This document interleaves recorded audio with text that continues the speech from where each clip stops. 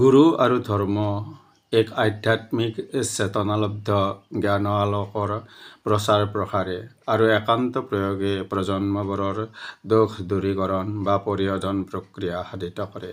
সেই প্ৰত্যাৱৰ্তনেৰে গুৰু দেৱ দামোদৰৰ ধৰ্মত বেদাদি শাস্ত্ৰ খণ্ড 21লৈ আগবাঢ়ি সৎসংগী ভক্তপ্ৰাণ ৰাইজক শ্ৰদ্ধা নিবেদি পৰিৱেশনৰ ইচ্ছা আকাংক্ষাৰে গুৰুক নমস্কাৰেৰে স্মৰি কৃষ্ণ কৃষ্ণৰ বান্ধৱ সখা অৰ্জুনৰ ভাৰতবৰ্ষে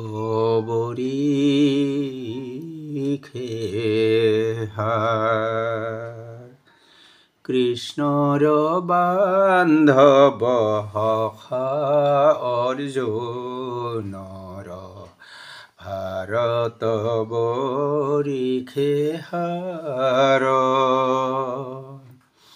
নাম দামোদৰ জগত ঈশ্বৰ শৰণ লৈলো কৃষ্ণৰ কৃষ্ণ নাম গুণ শ্ৰৱণ কীৰ্তন কৰে যিটো জগতৰ ভকত জীৱন সুজন সুথিৰ মন্ত্ৰ উপনিষদৰ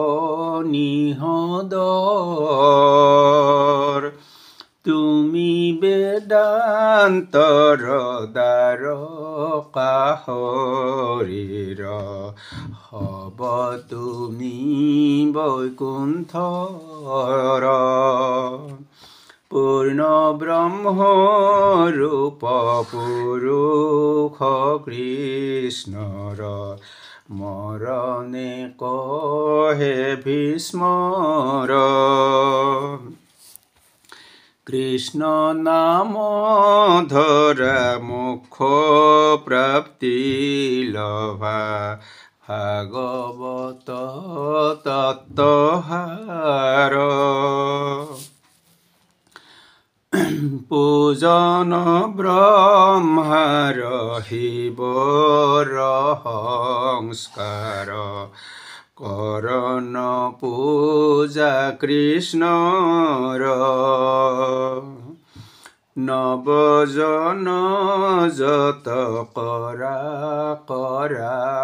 হাৰ বিষ্ণু আদি আধাৰ কৃষ্ণৰ বান্ধৱ সখা অৰ্জুনৰ ভাৰতবৰ্ষে ভাগৱত পুৰাণৰ প্ৰথম স্কন্ধৰ দ্বিতীয় অধ্যায়ত আছে নৈমিষাৰণ্য বিষ্ণু ক্ষেত্ৰত যজ্ঞ কৰা ঋষিসকলৰ প্ৰশ্নত পৰিতুষ্ট হৈ ৰমহৰ্ষণৰ তনয় সুতে তেওঁৰ সৌভাগ্যত আনন্দিত কণ্ঠে কয়, এই পৃথিৱীত যাৰ কোনো কৰ্ম নেই, যিয়ে পুত্ৰৰ বিৰহত সন্ন্যাসী হৈ অনবৰত গমনৰত, সেই বিৰহকাতৰ ঋষি কৃষ্ণ দ্বৈপায়ন বেদব্যাসে পুত্ৰ দুখেৰে অনবৰত অনুগমন কৰে, যিয়ে সমস্ত প্ৰাণৰ হৃদয়ত অৱস্থিতিৰ কাৰণে বৃক্ষসদৃশ ধাৰণ কৰি সমস্ত প্ৰশ্নৰ উত্তৰ দিছে, সেই বক্তামুনি শুকদেৱক প্ৰণাম কৰিছোঁ। যিসকল মানুহে ঘনঘোৰ অন্ধকাৰময় সংসাৰ সদৃশ ভৱসাগৰ পাৰ হ'ব আশা কৰে, সেই জনগণৰ প্ৰতি কৃপা কৰি অতি গোপনীয় ভাগৱত পুৰাণ কৈছে। মুনিসকলৰ মাজত মহামুনি, গুণীসকলৰ মাজত যিজন মহাগুণী, সেই শুকদেৱক মই সশ্ৰদ্ধ প্ৰণিপাত জনাইছোঁ। পবিত্ৰ অমূল্য গ্ৰন্থ, যাৰ প্ৰভাৱ অতুলনীয়, পৰিপূৰ্ণ, যি গ্ৰন্থ শ্ৰুতিৰ সাৰ, যিখন গ্ৰন্থৰ তুলনা কৰিবলৈ আন গ্ৰন্থ নাই বুলি কোৱা হয়, যাক অদ্বিতীয় বুলি কোৱা হয়, অথবা আধ্যাত্ম তত্ত্বমূলক সমস্ত বিষয় প্ৰকাশক এই অমূল্য পবিত্ৰ গ্ৰন্থ বৰ্তমান মই উচ্চাৰণ কৰিম। হে নাৰায়ণ নৰসকলৰ মাজত উত্তম দেৱী সৰস্বতী মহৰ্ষি বেদব্যাসক নমস্কাৰ কৰি এই মায়াময় সংসাৰ জয় কৰিব পাৰি আৰু অজ্ঞানতাৰ মূল কাৰণস্বৰূপ সংসাৰৰ মায়াময় দুখ কষ্ট আদি এই ভাগৱত পাঠ পুৰাণ কৰিলে হৰণ কৰিব পৰা যায়। গুৰু দেৱদামোদৰে মায়াত বন্দী নহবলৈ শিষ্য ভকতসকলক ভিন্ন প্ৰকাৰে উপদেশ দিয়াক উদাহৰণ আমি পাওঁ। তাৰে দুই এটা উদাহৰণ উল্লেখ কৰিলোঁ।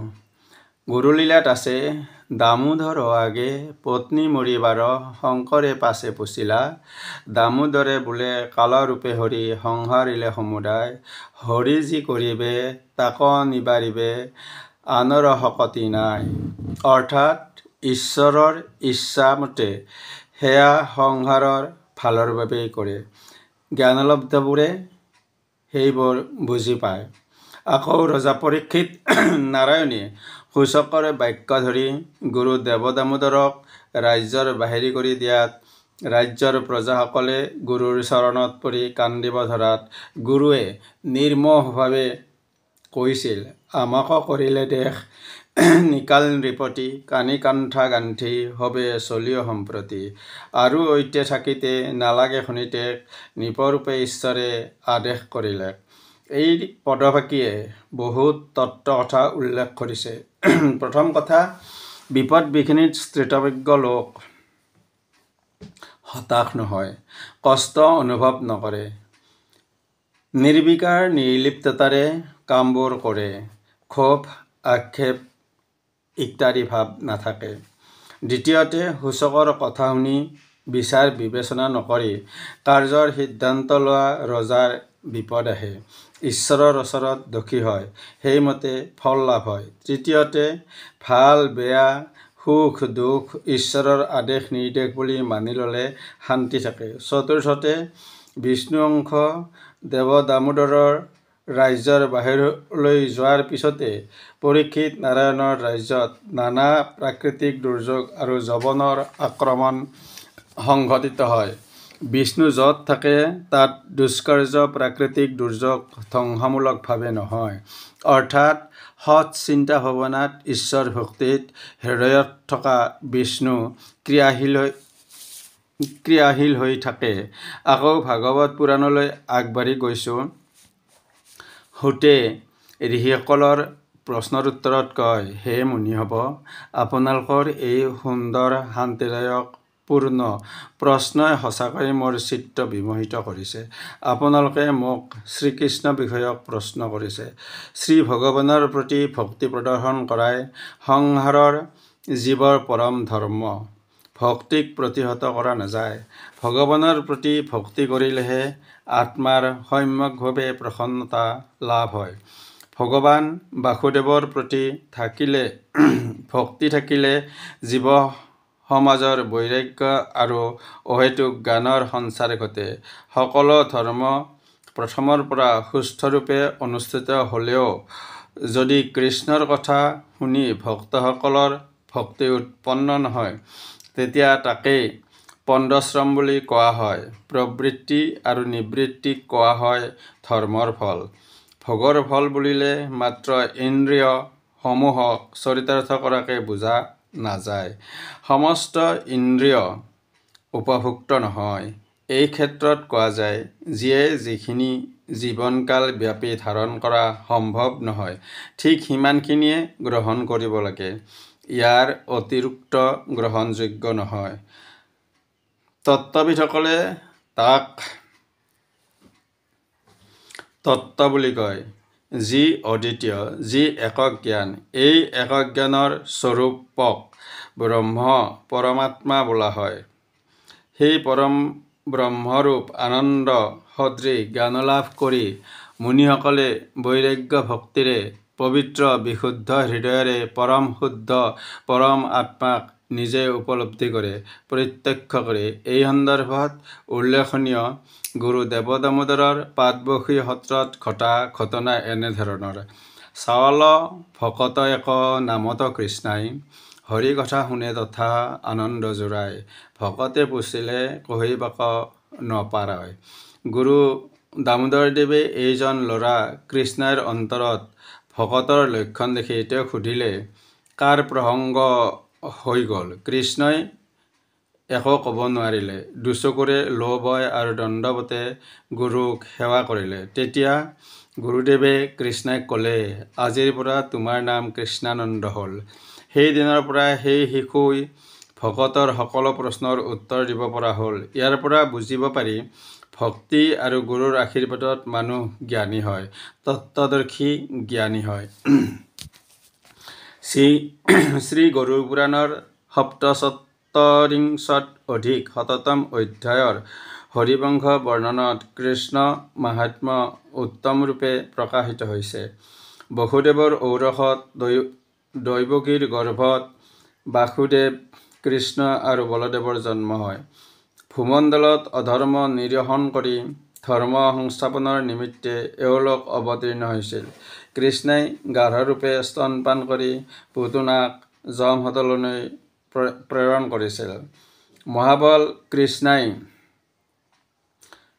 শকত অৰ্থাৎ গৰুৰ গাড়ীৰ পৰিৱৰ্তন আৰু যমালোৰ্জন ভঞ্জন কৰে কালিৰ নাগক দমন কৰিছিল। তেওঁৰ হাতত ধনুক নামৰ দৈত্য হত হৈছিল। এসময়ত গোবৰ্ধন পৰ্বত ধাৰণ কৰি দেৱৰাজে কৰা পূজাৰে পূজিত হৈছিল। তেওঁ অৱতীৰ্ণ হৈ ভূভাৰ হৰণ কৰে। তেওঁ প্ৰতিজ্ঞা কৰি অৰ্জুন আদি পঞ্চভ্ৰাতাক ৰক্ষা কৰিছিল। সেইজন কৃষ্ণৰ হাতত অৰিষ্ট প্ৰভৃতি দুষ্ট দৈত্যসকল নিহত হৈছিল। তেওঁ কেশী নামৰ দৈত্যক সংহাৰ কৰি গোপ গোপীসকলক পৰিতুষ্ট কৰে। শ্ৰীকৃষ্ণই চানুৰ মস্তিষ্ক মল্লক সংহাৰ কৰে। কংসক মঞ্চৰ পৰা বিনিপাতিত কৰি সংহাৰ কৰিছিল। তেওঁ ৰুক্মিণী, সত্যভামা প্ৰভৃতি ৮ গৰাকী মহিষী আছিল। সেই কেইগৰাকীৰ উপৰিও তেওঁৰ আৰু সহস্ৰ ভাৰ্যা আছিল। এই সকলো ভাৰ্যাৰ গৰ্ভত তেওঁৰ শত সহস্ৰ পুত্ৰ নাতিৰ জন্ম হয়। তাৰে ভিতৰত ৰুক্মিণীৰ গৰ্ভত প্ৰদ্যুম্নৰ জন্ম হয়। প্ৰদ্যুম্নই সম্বৰ নামৰ দৈত্য সংহাৰ কৰিছিল। প্ৰদ্যুম্নৰ পুত্ৰৰ নাম অনিৰুদ্ধ। বানতনয়া উষা অনিৰুদ্ধৰ ভাৰ্যা হৈছিল। এই উষাহৰণ সময়ত কৃষ্ণ আৰু শংকৰৰ তুমুল সংগ্ৰাম হয়। কৃষ্ণই বানৰজাৰ বাহু সহস্ৰৰ ভিতৰত মাত্ৰ 2 বাহু ৰাখি সমুদায় বাহু ছেদন কৰিছিল। এই সময়ত কৃষ্ণই নৰকাসুৰক বধ কৰি পাৰিজাত হৰণ কৰে। তেওঁ বল, শিশুপাল আৰু দ্বিবিদ নামৰ বানৰক সংহাৰ কৰিছিল। অনিৰুদ্ধৰ পুত্ৰৰ নাম বজ্ৰ। কৃষ্ণই যেতিয়া স্বৰ্গাৰোহণ কৰে তেতিয়া বজ্ৰই মথুৰাত ৰজা হৈছিল। কৃষ্ণই সন্দীপানি নামৰ গুৰুক তেওঁৰ মৃতপুত্ৰ আনি দিছিল। তেওঁ মথুৰাত উগ্ৰসেনক ৰজা কৰি দেৱগণক পালন কৰিছিল। গুৰু দেৱদামোদৰৰ ধৰ্মত বেদ আদি শাস্ত্ৰৰ খণ্ড 21 সমাপ্ত। খণ্ড 22ত ভাগৱত পুৰাণৰ প্ৰথম স্কন্ধৰ 2য় অধ্যায় সন্দৰ্ভত অসমাপ্ত অংশ আলোচনা কৰাৰ প্ৰত্যাশী হৈ আজি ইমানতেই সামৰিছোঁ। বিদায়। অনন্ত কুমাৰ শৰ্মা। জয় গুৰু দেৱ দামোদৰ।